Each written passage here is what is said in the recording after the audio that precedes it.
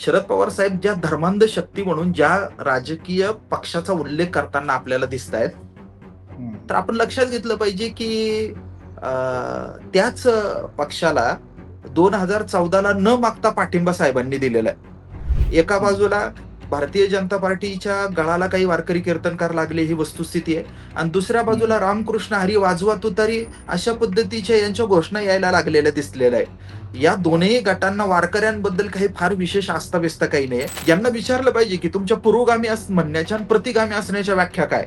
काही लोक एवढे भारी फक्त समतेला महत्व देणार, मात्र श्रद्धा आणि भक्तींना महत्व देताना दिसत नाही, अशी चलाखी काही लोक करताना दिसतात. लोकांची समज वाढवणं हा मुद्दा वेगळा असतो, आणि थेटच एका गटामध्ये यालाच अमुक अमुक करा असं सांगणं हे चुकीचं आहे. वारकऱ्यांना कोणत्याही राजकीय पक्षाची गरज नाही, वारकऱ्यांना राजाश्रयाची आवश्यकता नाही. उलट ज्यांना राजा व्हायचं असतं ना, त्यांनाच वारकऱ्यांच्या आश्रयाची गरज. हा पूर्णतः पॉलिटिकल ड्रामा आहे, आणि आपण याच्याकडे तशाच पद्धतीनं पाहिलं पाहिजे.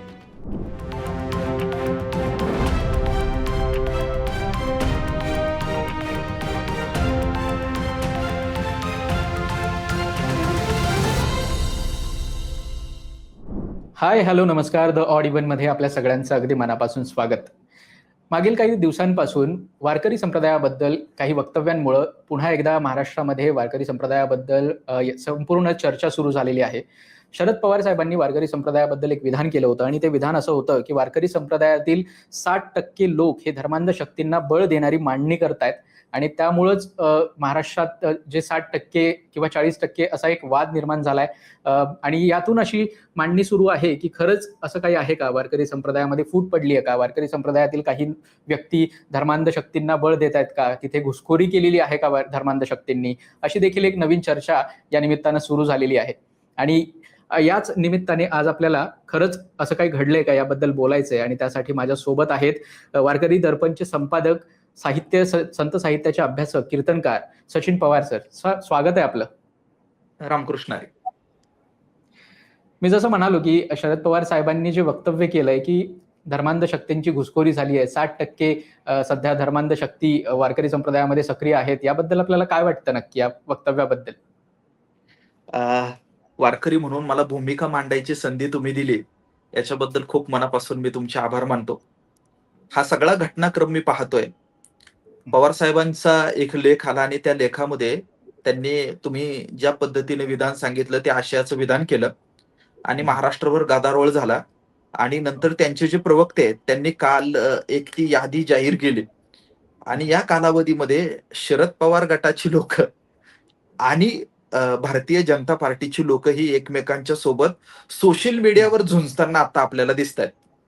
एक मुद्दा फार इंटरेस्टिंग आहे, आणि तो असा आहे की शरद पवार साहेब ज्या धर्मांध शक्ती म्हणून ज्या राजकीय पक्षाचा उल्लेख करताना आपल्याला दिसत आहेत, तर आपण लक्षात घेतलं पाहिजे की त्याच पक्षाला 2014ला न मागता पाठिंबा साहेबांनी दिलेला आहे. आपण हेही लक्षात घेतलं पाहिजे की त्यांच्यातला खूप मोठा गट आता या भारतीय जनता पार्टीच्या मंडळींच्या सोबत सत्तेमध्ये असलेला आपल्याला दिसून येतो. हे सगळं आता जे वारकऱ्यांना केंद्रस्थानी ठेवून ही दोन्ही लोक जी भांडणं करतायत, दोन राजकीय पक्ष ही जी भांडणं करतायत ना, हा प्युअर राजकीय मामला आहे असं मत आहे माझं. म्हणजे काय आहे की वारकऱ्यांची महाराष्ट्रामध्ये ताकद खूप मोठी आहे, आणि आपल्याला माहिती आहे की 2019 पासून तर 24 पर्यंत सगळ्या निवडणुकांमध्ये तर ती राजकीय ताकद आपल्या बाजूने कशी वापरून घेता येईल याचा प्रयत्न दोन्ही बाजूचे लोक करताना आपल्याला दिसतात. एका बाजूला भारतीय जनता पार्टीच्या गळाला काही वारकरी कीर्तनकार लागले ही वस्तुस्थिती आहे, आणि दुसऱ्या बाजूला रामकृष्ण हरी वाजवा तुतारी अशा पद्धतीच्या यांच्या घोषणा यायला लागलेल्या दिसलेल्या आहे. या दोन्ही गटांना वारकऱ्यांबद्दल काही फार विशेष आस्थाबिस्ता काही नाही. यांना आहे ना काय करायचंय, वारकऱ्यांचं राजकीय वापर करून घ्यायचा आहे. म्हणजे आत्ताची यांची जी भांडणं आहेत, मला ते खलील जिब्रानची एक कथा आठवली. काय झालं की आकाशामध्ये 2 गिधाडं भांडत होते, आणि खाली एक बकरी आणि बकरीची पिल्लू हे देवाकडे प्रार्थना करत होतं की वरची भांडणं मिटू दे दोघांची. ती वरची दोघं का भांडत होते माहितीये? दोघं भांडत होते, त्यांचं म्हणणं असं होतं की खालचं आहे ना कोवळं बकरीचं जे पिल्लू आहे ते पहिल्यांदा कोण उचलेल, याच्याहून भांडणं चाललेले होते. मला असं वाटतं ही वरची जी गिधाडं भांडतायत ना, हे खाली वारकऱ्यांचं जे बकरीचं पिल्लू आहे ना, हे कसं हं, उचलता येईल आपल्याला याच्यासाठी भांडताना दिसतायत. आणि याला हं, जबाबदार आहे ना इतर कुणी नाही. याला हं, जबाबदार आम्ही मंडळी आहोत. कसे मंडळी आहोत? काही नाही, हं, आम्ही वारकरी मंडळींनी दुर्दैवानं त्याचं नेतृत्व जे आहे या सगळ्या गोष्टींचं, हो, हे नेतृत्व हे बिगर वारकरी लोकांकडं किंवा वारकरी पार्श्वभूमी असणाऱ्या, मात्र हं, वारकरी असण्यापेक्षा राजकारणी महत्वाकांक्षा जास्त असणाऱ्या लोकांकडे आम्ही दिलं. आणि त्याचा हं, परिणाम असा झाला, की त्या लोकांनी हे सगळंच्या सगळं नासवून टाकलं. आणि ते हं, नासवलं अशा पद्धतीने नासवलं गेलं, की इथं हं, वारकऱ्यांमध्ये थेट आता 2 तट पडलेले आपल्याला दिसतायत आणि त्याचं बरोबर, नुकसान हे वारकरी संप्रदायाला होणार आहे. झाला ना बरोबर. तर राजकीय पक्षांना याचा झाला तर फायदाच होईल. हो. मात्र याचा तोटा जो होणार आहे, याचा तोटा हा हं, वारकरी संप्रदायाला होणार आहे. आता हं, बोलताना पवार साहेब असं म्हणाले, की घुसखोर. घुसखोर म्हणजे काय? घुसखोर म्हणजे काय? घुसणारा. हं, आपली भूमिका, आपला अजेंडा तसाच ठेवायचा. मात्र हं, वारकऱ्यांच्या गटामध्ये घुसायचं आणि तिथं हं, आपलाच अजेंडा रेटायचा ही घुसखोरी आहे. आणि मी सांगतो हं, आपल्याला, की सध्या सगळे राजकीय पक्ष अशा हं, पद्धतीनं घुसखोरी करताना दिसतायत. पण हं, काँग्रेस राष्ट्रवादीच्या लोकांना वारकऱ्यांमध्ये घुसायला यश फारसं मिळताना दिसत नाही. भारतीय हं, जनता पार्टीच्या लोकांना ते थोडंसं यश जास्तीचं मिळतंय. म्हणून हं, म्हणून काही राजकीय लोकांची तळमळ होताना दिसते आणि दुसऱ्या बाजूला हं, काही लोकं जी आहेत, ती वारकऱ्यांची हं, आम्ही लय बाजू घेतोय, अशा हं. पद्धतीनं वागता बोलताना दिसतायत. हा हं. पूर्णतः पॉलिटिकल ड्रामा आहे आणि आपण याच्याकडे तशाच पद्धतीनं पाहिलं पाहिजे. या सगळ्यात जो आपण महत्त्वाचा मुद्दा मांडला तो म्हणजे हे सगळं काही चाललेलं आहे ते 2 राजकीय पक्षांमध्ये चाललेलं आहे. पण हं. ते कोणाच्या आडून चाललेलं आहे ते वारकऱ्यांच्या आडून चाललेली गोष्ट आहे. हो. आणि खरंच आपण जसं म्हणालात, की वारकरी संप्रदायामध्ये खूप मोठा भक्तवर्ग आहे आणि त्या सगळ्यांवर कशाप्रकारे ते मतं आपल्याकडे घेता येतील. सर्व शेवटी मतांसाठीच आहे आणि ती मतं आपल्याकडे हो, कशी हो. वळवता येतील यासाठी प्रयत्न सुरू आहेत. मग हं. या सगळ्यांबद्दल बोलताना एक प्रतिगामी आणि पुरोगामी अशी भूमिका घेतली जाते, की जर तुम्ही आमच्या बाजूने असाल, तर तुम्ही प्रतिगामी. जर तुम्ही आमच्या बाजूने नसाल, तर तुम्ही पुरोगामी. या हं. सगळ्याकडे वारकरी संप्रदाय कशा पद्धतीने पाहतो? आपण या अशा गोष्टींमध्ये संप्रदायाला विभागू शकतो का खरंच? कसं आहे, की राजकीय लोकं जी असतात, त्या राजकीय लोकांचे 2च कॅटेगरी असतात. एकतर आपण त्यांचे मित्र असतो किंवा शत्रू असतो. माफ करा, मित्रही नसतो. एकतर आपण त्यांचे अनुयायी असतो किंवा आपल्याला शत्रू समजत असतात. त्याच्यामुळं हं, राजकीय लोकांवर फार भरवसा ठेवायचा नसतो. तो हं, बदमाशांचा अड्डा असतो खरं तर. ते काय करत असतात, की ते आपल्या गटात जो पुढचा माणूस येणार नाही, त्याला पुढच्या गटात लोटायचं आणि त्याचं क्रिमिनलायझेशन करायचं. अशा हं, पद्धतीने कोणताही राजकीय गट असू द्या, कोणताही पक्ष असू देत, तो अशा हं, पद्धतीने वागत असतो. आता इथं हं. उभी तट जी पडलेली दिसते, ती पुरोगामी आणि प्रतिगामी अशी पडलेली दिसते. आता हो, काय आहे, की मला आपल्याला विचारायचं आहे, की यांना विचारलं पाहिजे, की तुमच्या पुरोगामी म्हणण्याच्या आणि प्रतिगामी असण्याच्या व्याख्या काय? हो. जर आपण विचारलं, की वारकरी हं, संप्रदाय पुरोगामी आहे का? तर हो, पुरोगामीच आहे वारकरी संप्रदाय. पण याचा हं, अर्थ असा आहे, की प्रतिगामी म्हणजे काय म्हणतात ते? प्रतिगामी हं. म्हणत असताना जुनं अशा बाजूनं बोललं जातं. हो. बरोबर की नाही? वारकरी संप्रदाय काय आहे? वारकरी संप्रदाय जुन्यामधलं सगळं चांगलं घेऊन भविष्य हं. घडवण्याच्या दृष्टीनं प्रयत्न करणारा, वाटचाल करणारा संप्रदाय म्हणजे वारकरी हो. संप्रदाय. मी पटवून देतो आपल्याला. उदाहरणार्थ हं, वारकऱ्यांना वेद मान्य आहेत का? हो आहे. वारकऱ्यांना हं, उपनिषद मान्य आहे का? आहे.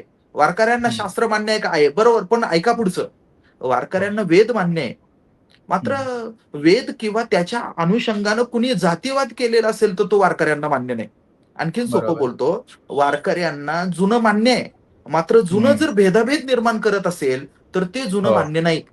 आम्हाला काय हं, मान्य आहे? जुन्या हं, गोष्टींचा संतांनी काय अर्थ केला, तो अर्थ आम्हाला हं, मान्य आहे. गाथा ज्ञानेश्वरी जे म्हणत असेल, नाथ भागवत जे म्हणत असेल, नामदेव महाराज जे म्हणत असतील, त्या हं, चौकटीमध्ये विचार करणं हे आम्हाला मान्य आहे. हं, प्रतिगामी आणि हं, पुरोगामी या ज्या संकल्पना आता आलेल्या दिसतात, या हं. संकल्पना ह्या मॉडर्न हिस्ट्रीमध्ये आलेल्या संकल्पना आहे. याचं हो. जे या ज्या संकल्पना आहेत यांचं जे व्याख्या झाल्या, सिद्धांतीकरण झालं.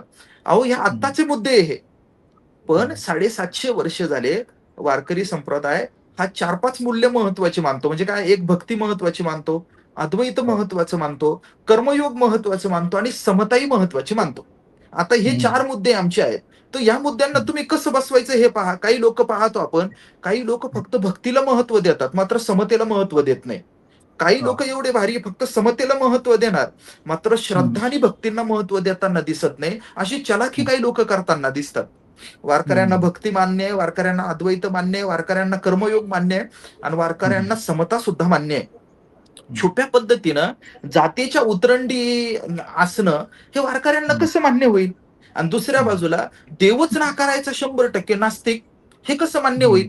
एका बाजूला एका विशिष्ट जातीचं वर्चस्व राहिलं पाहिजे अशा पद्धतीने छुप्या भूमिका काही लोक घेताना दिसतात. एक राजकीय गट घेताना दिसतो आणि दुसऱ्या बाजूला आपण पाहिलं तर इथं देवच मानायचा नाही, आम्ही एकादशीला मटण खाल्लं तर चालतं आमच्या विठोबाला. अशा पद्धतीनं अत्यंत उथळ विधानं करायचे. ह्या दोन्ही बाजूची जी लोक आहे, हे दोन्ही बाजूची लोक आहे ना, हे वारकरी तत्वज्ञानाला करप्ट करतायत.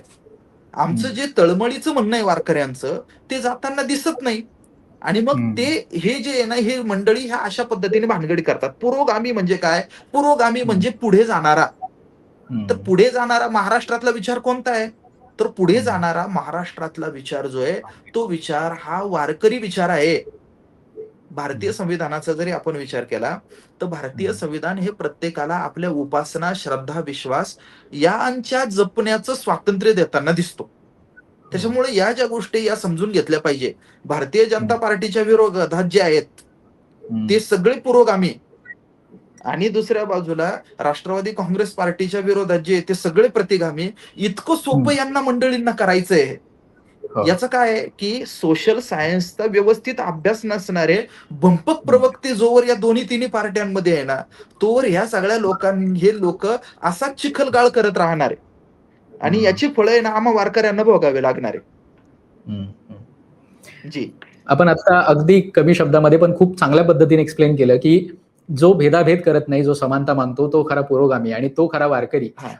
यापेक्षा मला वाटतं चांगली व्याख्या या सगळ्यांची असू शकत नाही. आणि याच तत्वावर जर पुढे जायचं म्हटलं तर आता ज्या प्रकारे भेदाभेद चालवलेला आहे राजकीय पक्षांनी, की हे जे 40% लोक आहेत ते फक्त पुरोगामी आहेत, हे 40% 60% लोक जे आहेत ते प्रतिगामी आहेत, त्यांची यादी जाहीर केली जाते, त्यांच्यावर बहिष्कार टाकण्याची भाषा केली जाते. या सगळ्याकडे पाहताना वारकरी संप्रदायातील एक व्यक्ती म्हणून काय वाटतं नक्की आपल्याला? कसं बरोबर आहे तुमचं. हे कसं आहे, मुद्दा काढायचा, त्या मुद्द्यावर चर्चा करून आणायची, क्रिया प्रतिक्रिया वाद प्रतिवाद होतो आणि मग नेमकं काय होतं की आपल्याला हा मुद्दा कसा पुढे जाईल, त्याचा काय पॉलिटिकल फायदा घेता येईल, अशा पद्धतीने विचार करत असतात ना ही मंडळी, दोन्ही बाजूची मंडळी करत असतात.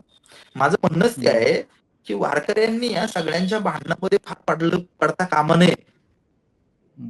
वारकऱ्यांनी काय केलं पाहिजे, वारकऱ्यांनी आपली जी चळवळ आहे, वारकरी विचार जो आहे, तो कोणत्याही राजकीय पक्षाच्या दावणीला बांधला जाणार नाही याची काळजी आपण घेतली पाहिजे.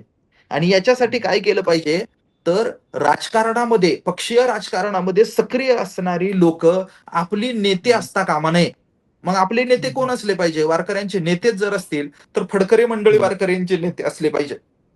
वारकऱ्यांचे जे घराणे आहे ती वारकऱ्यांचे नेते असले पाहिजे आणि त्यांनी बोललं पाहिजे. दुर्दैवानं काय होतं की थेट पक्षानं अपॉइंट केलेले त्यांच्या खोबऱ्यावर येळकोट करणारी जी सगळी मंडळी आहे, तर ही सगळी मंडळी यांना हे केलं पाहिजे. आपण मी म्हणतो काय की यांचं ऐकलं नाही पाहिजे. वारकऱ्यांच्या वतीनं राजकीय पक्ष नेते बोलतात आणि आम्हा सगळ्या मंडळींना शांत राहावं लागतं. हे किती वाईट आहे परिस्थिती. हा मुद्दा आहे यातला. बरोबर. हा, पण या सगळ्यामध्ये जो मुख्य बिंदू आहे, केंद्रबिंदू आहे या सगळ्याच्या मध्ये, तो म्हणजे वारकरी. आणि आपण ही सगळी जर घटनाक्रम बघितला तर तो कशासाठी आहे, तर या वारकऱ्यांच्या मतासाठीच आहे. मग तो वारकरी एक वारकरी तर आहेच, पण त्याशिवाय तो एक मतदार पण आहे. या दृष्टीने या सगळ्यांकडे पाहायला नको का, की फक्त वारकरी संप्रदाय आणि त्याच्यामध्ये धर्मांध शक्तीचा घुसखोरी या सगळ्याबद्दलच बघायचं? हे बघा, मला काय म्हणायचंय की धर्मांध शक्ती म्हणत असताना पण ते डिफाईन आपल्याला करता आलं पाहिजे काय ते.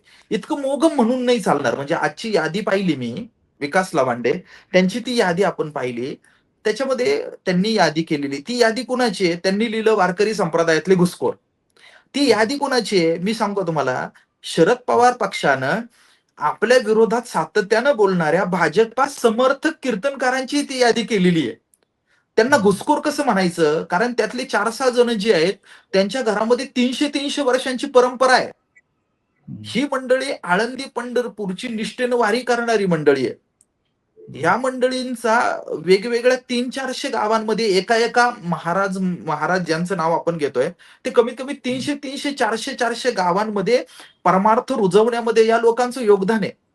आपण ते थोडंसं आहे ना नीट पॉलिटिकली कम्युनिकेशन आहे ना या मंडळींना नीट करता आलं पाहिजे. त्याचे गैरसमज होतात. बरोबर. त्या विटगेस्टाईनचं एक वाक्य आहे, की भाषेचा चुकीचा वापर केल्यामुळे या जगातल्या आहे ना निम्म्यापेक्षा अधिक समस्या निर्माण झालेल्या आहेत. ते खरं आहे. महाराज, आता आपण बघतो की ज्या प्रकारे सध्या कीर्तनकार कीर्तन करतायत, त्यामध्ये समाज प्रबोधन हा एक विषय असतोच, नेहमीच राहिलेला आहे कीर्तनांमध्ये. पण त्यासोबतच आता अनेक विषयांबद्दल कीर्तनकार बोलताना दिसत आहेत. त्यामध्ये राजकीय अंगाने किंवा इतर काही गोष्टींबद्दल सुद्धा बोलताना चर्चा होताना दिसतीये. या सगळ्या बदलत्या कीर्तनाच्या याकडे कसं बघता आपण नक्की? मी खूप वाईट पद्धतीनं वाईट वाटतं मला याचं. काय आहे, की श्री गुरु मामासाहेब दांडेकरांनी थेट पद्धतीने सांगितलेलं आहे, की कीर्तनामध्ये राजकीय बोलायचं नाही. हे बघा, लोकांची समज वाढवणं हा मुद्दा वेगळा असतो आणि थेटच एका गटामध्ये यालाच अमुक-अमुक करा असं सांगणं हे चुकीचं आहे. आणि अशा पद्धतीने कीर्तनकार मंडळी करताना दिसतायत. आणि आपल्याला सध्या दोन्ही गटातली अशी लोकं असलेली दिसतायत. म्हणजे काही मंडळी जी आहेत, मग खरं तर राष्ट्रवादीवाल्या मंडळींची संख्या कमी आहे. पण ही वस्तुस्थिती आहे. आणि त्यातही तुम्हाला माहिती नसेल निखिलराव, याच्यामध्ये काही लोकं आर्थिक व्यवहार पण करताना दिसतात. हे सांगितलं पाहिजे. अशा चर्चा आहे. चर्चा आहे. म्हणजे ही लोकं समाधीमध्ये विद्यमान असणाऱ्या सद्गुरू ज्ञानेश्वर महाराजांना घाबरत नाही ही लोकं. खरं तर या राजकीय आघाडीच्या सगळ्या लोकांना आहे ना, माऊलींच्या समाधीवर घेऊन गेलं पाहिजे आणि हात ठेवून सांगितलं पाहिजे त्यांनी समाधीवर, की आम्ही कोणताच भ्रष्टाचार केलेला नाहीये. कमीत इतरांना सोडून द्या. क्षुल्लक राजकीय स्वार्थासाठी कमीत कमी ज्ञानेश्वर महाराजांना तरी घाबरा. क्षुल्लक स्वार्थासाठी इतकी मोठी पापं करू नका. हे आपण या सगळ्या लोकांना सांगितलं पाहिजे. हे खूप महत्वाचं आहे. खूप महत्वाचं आहे. वारकरी संप्रदाय जो आहे, तो वारकरी संप्रदाय कुणाचाही द्वेष न करणारा संप्रदाय आहे. आणि आपण हे खूप गांभीर्यानं लक्षात घेतलं पाहिजे. आता त्यातली आणखीन एक बाजू आहे. काय होतं, की ही सगळी जी हिंदुत्ववादी कीर्तनकार मंडळी आहे, तर ती कीर्तनकार मंडळी काही 2-3 मुद्दे हे सातत्याने मांडताना आपल्याला दिसतात. काय मांडताना दिसतात? एक पहिल्यांदी काय धर्मांतराच्या बद्दल दिसतं, धर्मांतर. दुसरं जे आपल्याला दिसतं ते गोवंश हत्याबंदीच्या बद्दल दिसतं. बरोबर. आणि तिसरं लव्ह जिहादच्या बद्दल दिसतं. आता मला सांगा, की या तीनही गोष्टींच्या बद्दल राष्ट्रवादी काँग्रेस पार्टीची काय भूमिका आहे? याच्यावर स्पष्टीकरण देणारी ही मंडळी काहीच बोलत नाही. मी वारकरी म्हणून विचार केला, की तुम्ही आता विवेकी आहात, तुम्ही कुठल्या विचारधारेचे मला माहिती नाही. मात्र कुणाला तरी आमिष दाखवून फसवणं, लग्नाच्या बेडेत अडकवणं हे कुठल्याही विवेकी माणसाला आवडणार नाही. दुसऱ्या बाजूला मी वारकरी म्हणून सांगतो, की कोणत्याही पशुची हत्या मला मान्य नाही.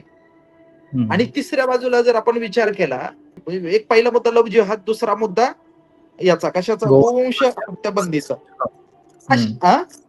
असे हे जे मुद्दे आहेत, आणि लव्ह जिहाद, प्रेमाच्या नावाने कुणाला तरी अडकवणं, हे कसं मान्य होईल आपल्याला? हे तीनही मुद्दे जे आहेत ते वारकरी सोडून द्यावं, कुठलाही सजग माणूस म्हणून त्याला मान्य होणार नाही. मग त्याची एक काहीतरी भूमिका आहे काही लोकांची. आज परिस्थिती काय आहे, की राष्ट्रवादी काँग्रेस पार्टी किंवा ही सगळी जी मंडळी आहे, इतर समोरची मंडळी जी भाजपच्या विरोधात समोर उभी आहे, या मंडळींची काय भूमिका आहे याच्यावर विचार आपण केला पाहिजे ना. बरोबर. म्हणजे त्याच्यावर काहीच भूमिका घ्यायची नाही आणि फक्त काय करायचं, की सरळ सरळ मोघम सुलभीकरण करणारं बोलत राहायचं, हे चुकीचं आहे. तर याच्यावर थोडा विचार आपण केला पाहिजे. सर, मुलाखतीच्या शेवटाकडे येताना वारकरी संप्रदायाबद्दल बोलताना खरंच अशा प्रकारे, म्हणजे शरद पवार साहेब असू देत किंवा मुख्यमंत्री देवेंद्र फडणवीस किंवा त्यांचा भाजप पक्ष असू देत, अशा प्रकारच्या कुठल्याही राजआश्रयाची एवढ्या मोठ्या संप्रदायाला खरंच गरज आहे का? अजिबात नाही. वारकऱ्यांना कोणत्याही राजकीय पक्षाची गरज नाही. वारकऱ्यांना राजाश्रयाची आवश्यकता नाही.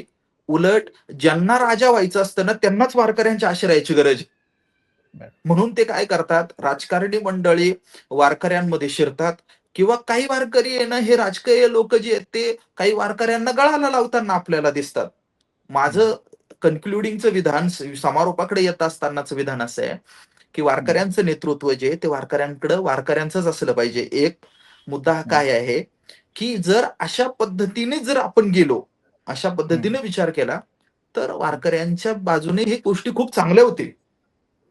हेच मला म्हणायचं या सगळ्या याच्यामध्ये. हां. महाराज आपले खूप खूप आभार. आपण आलात आणि सविस्तरपणे आपली भूमिका या ठिकाणी मांडलीत. जी. जी सगळी चर्चा वारकरी संप्रदायाच्या अनुषंगाने सुरू आहे ती मला वाटतं या सगळ्यानंतर नक्कीच स्पष्टता येईल त्यामध्ये आणि लवकरच ही चर्चा पूर्णपणे थांबून आपण पुन्हा एकदा पांडुरंगाच्या भक्तीकडे नक्कीच वळूयात. आज आपण आम्हाला वेळ दिला त्याबद्दल इथेच थांबूया. त्याबद्दल आपले खूप खूप आभार. आज इथेच थांबूयात. धन्यवाद.